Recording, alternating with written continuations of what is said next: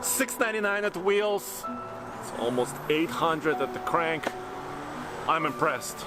We ran this thing, and this did not disappoint.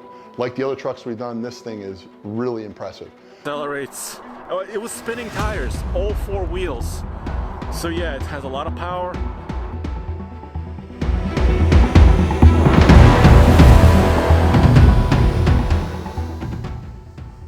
In the summer of 2023, I contacted Turbine Performance because I wanted them to make me some absurdly huge turbos for my 2.7 Ecoboost F150. A few months later, after considering a lot of things and talking about all sorts of stuff, they finally developed me a setup that would be capable of 900 horsepower. Only problem was I didn't have them on the truck too long before the engine blew up, which sent pistons and rods through the block in a spectacular explosion.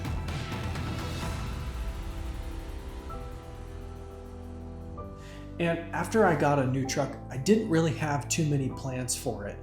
But as time went on, I realized that this next build was going to be something special.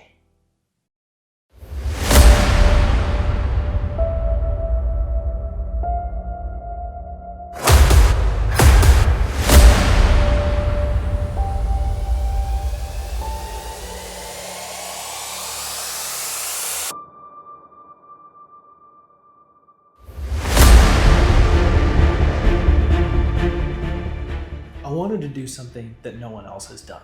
All right, fast forward to a few months ago, I contacted Turbine Performance again, and I told them I wanted a custom turbo for my Gen 3 3.5 liter. Let me introduce to you the world's first custom turbochargers for the Gen 3 3.5 liter F150 Ecoboost.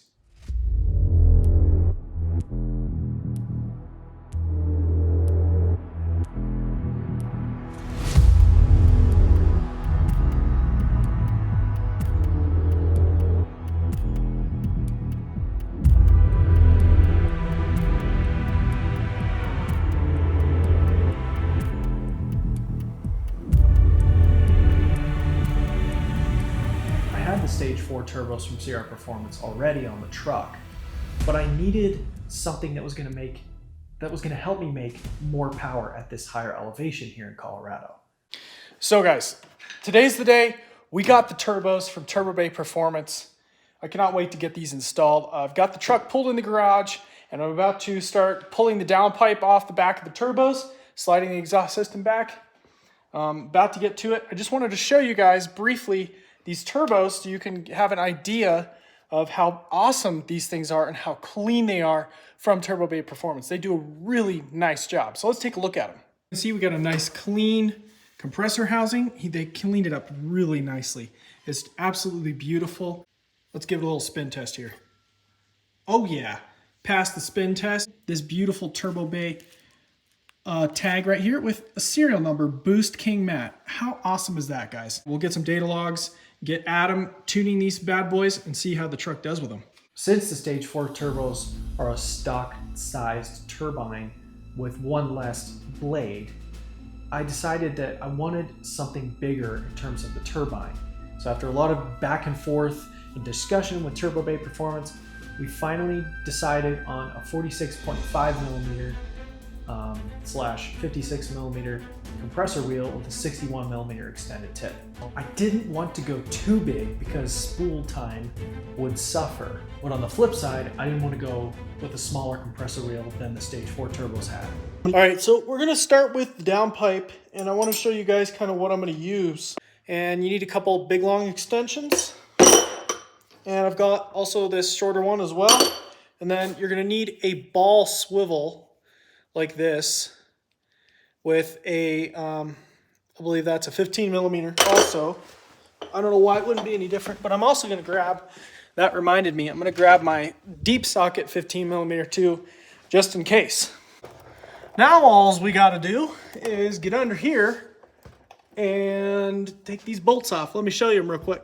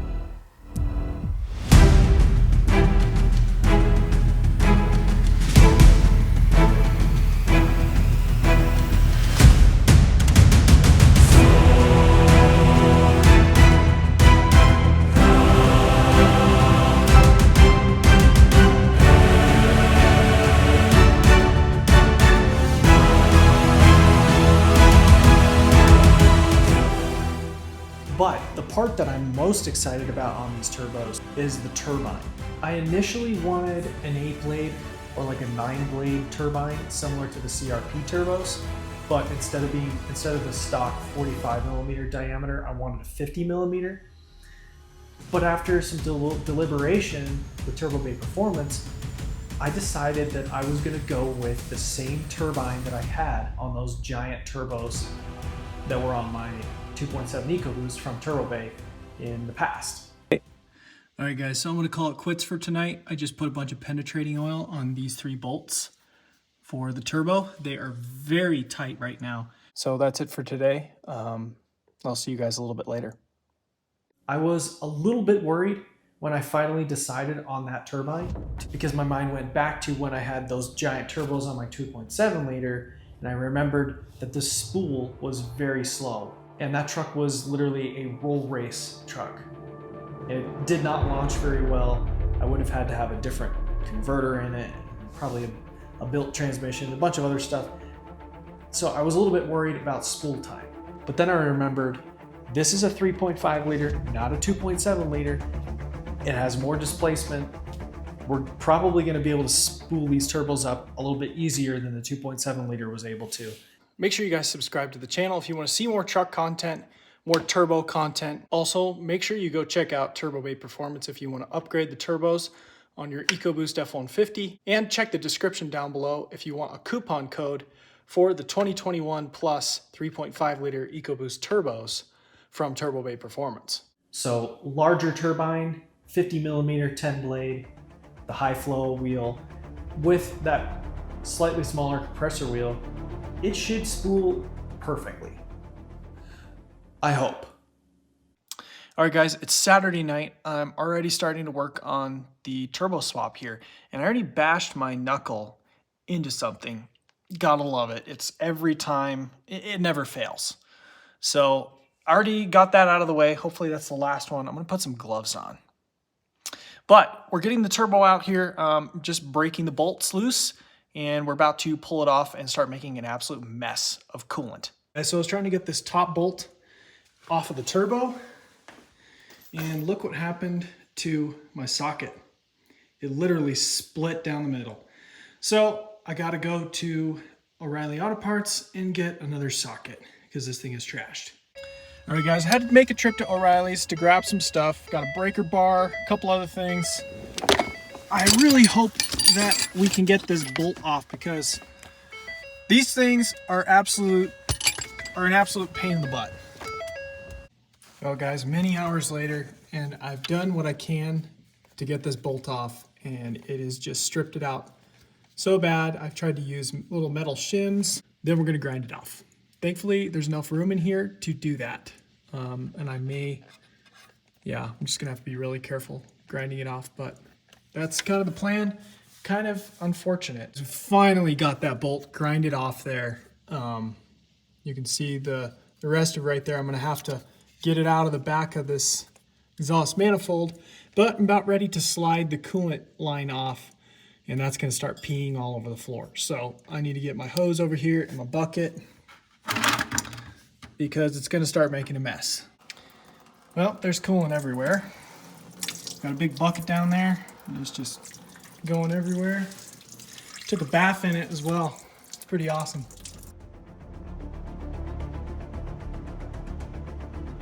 Installing the turbos on the Gen 3 3.5 liter is actually not that hard. There's some frustrating things about it though, especially draining the coolant. I always hate draining the coolant because it makes an absolute mess. It's kind of frustrating to have to slide the entire exhaust system back.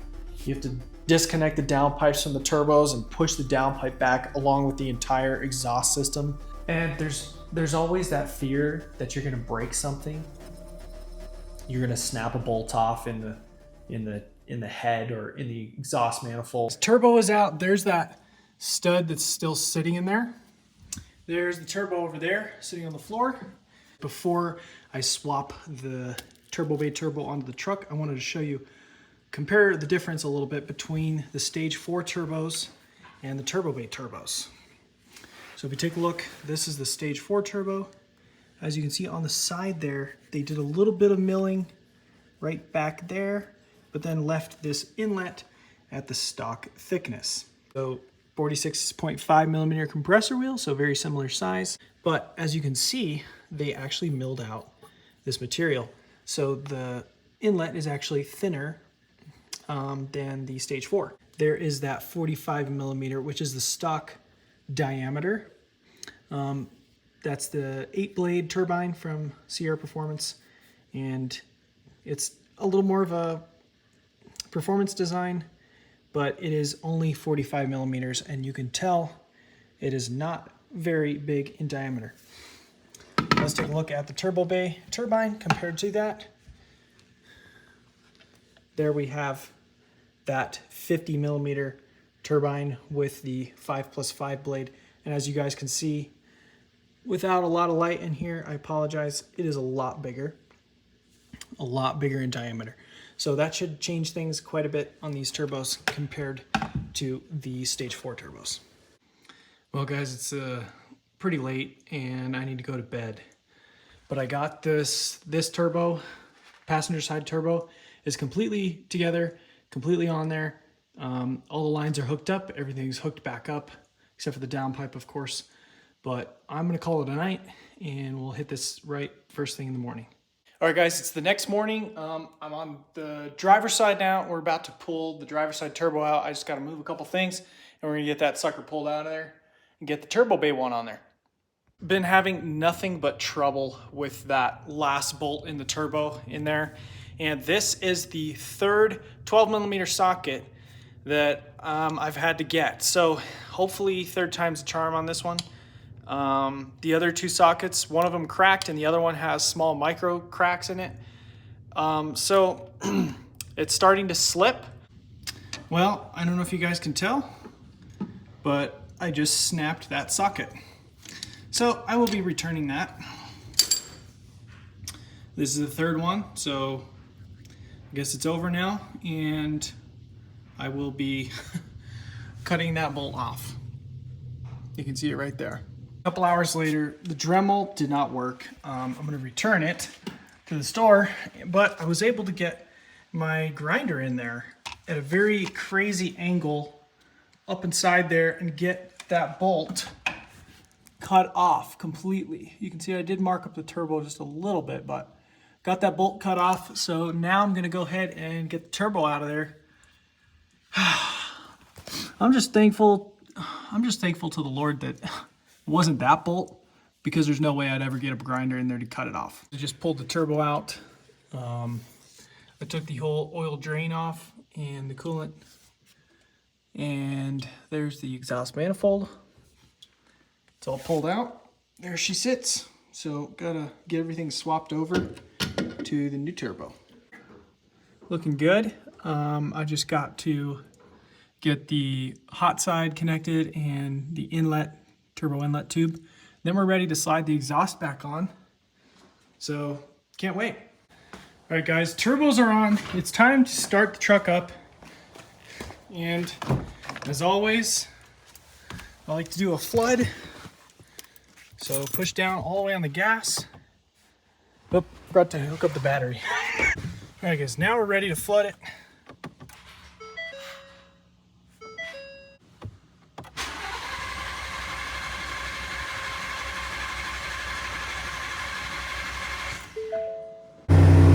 All right, she's running. I don't know what the service vehicle soon flashing wrench symbol is. Let's check for leaks. Well, I think she's all good. Yeah, it's definitely burning some junk off. The exhaust smells really nasty. So I'll get it pulled out of the garage here. And I gotta go get some more coolant because I don't have any more green coolant left. So yeah, we're gonna go ahead and grab some coolant. I need to put the wheel well liners back in before I leave. All right guys, so I'm back under the truck, and the reason is, you can see how greasy this is. The truck was leaking so much oil everywhere. I was absolutely shocked. I didn't know where it was coming from. So I went up underneath the truck, looked, and I could tell that the oil drain, it was coming from somewhere by the oil drain line, the one that comes out the bottom of the turbo. So I was under here and I was trying to get the oil drain line on, and I didn't take the starter off. And I didn't disconnect the battery. I forgot to disconnect the battery.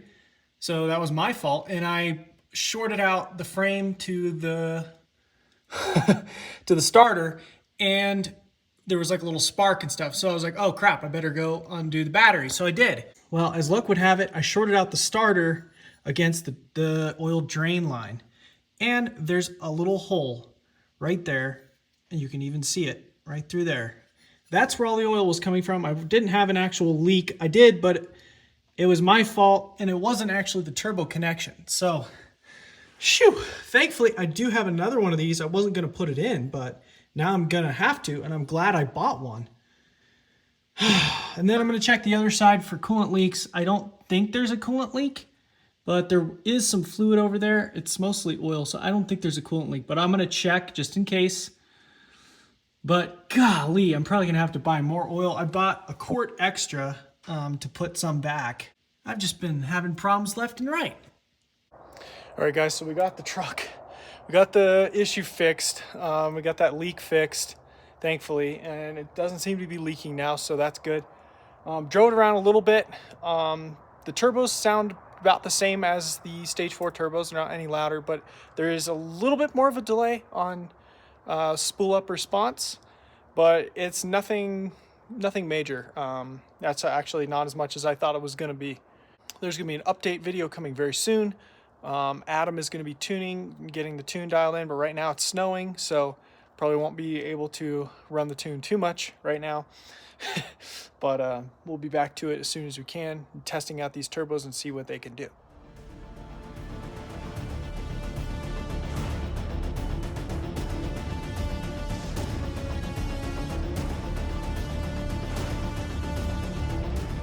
This build is far from over. I don't know. You guys are just going to have to wait and see. You're going to have to keep watching. There's a lot we can do with it. I cannot wait to see where we're going to go with it and see what we're going to do.